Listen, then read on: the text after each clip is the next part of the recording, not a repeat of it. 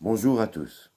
Ici, je vais vous exprimer, parce qu'il y a des droits d'auteur sur YouTube, et comme j'ai souvent perdu des trucs quand je faisais quelque chose à la maison et que ça partait vite,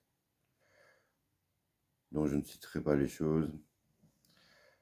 Ici, nous allons parler d'une nouvelle bande dessinée.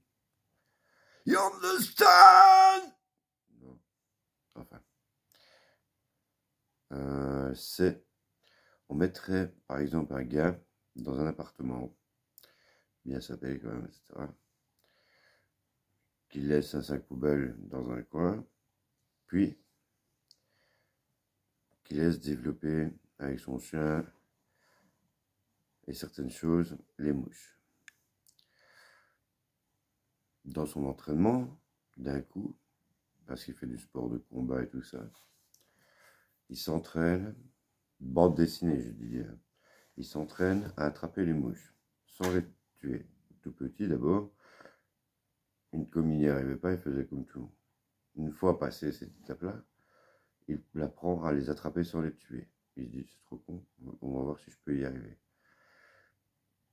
Et là, il attrape à un moment donné une mouche et elle se pose sur lui et lui envoie une vibration. Et voit aussi par moment une mouche avec une canne qui l'approche et qui lui dit c'est la première fois, et il arrive à convaincre aussi par télépathie les mouches que pour être ses yeux, elles doivent aller dans la bouche des oiseaux. Attendez, c'est pas fini. Dans la bande dessinée, à ce moment-là,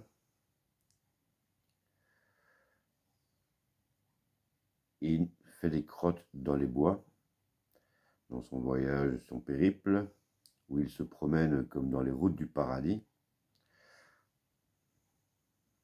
Vous vous rappelez tous les routes du paradis avec celui qui joue dans La petite maison dans la prairie.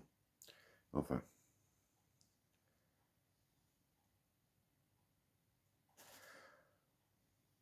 Ensuite, le contact s'établit et il s'entraîne ensuite à attraper les mouches sans les tuer, encore une fois, avec des baguettes. Mais il devient de plus en plus rapide. Mais après, apprend à connaître les Égyptiens et le fait qu'ils avaient le dieu Ra pour leur petit service secret, si vous voulez, puisqu'ils avaient appris à exprimer des mots en sifflant et apprendre aux animaux à s'exprimer dans le langage que nous connaissons, comme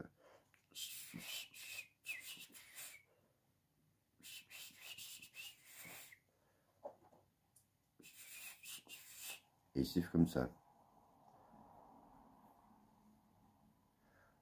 Naturellement, en envoyant le sentiment comme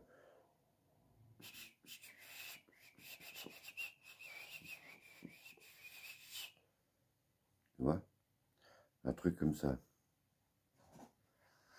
Bon, mais dedans, alors à ce moment-là, quelle bande dessinée peut venir? Bernard et Bianca. Et je préparais dans l'histoire un fils à Jumbo qui est dessiné sur le mur de la chambre en haut, où il y a tous les dessins de mon passé, des animaux en bande dessinée.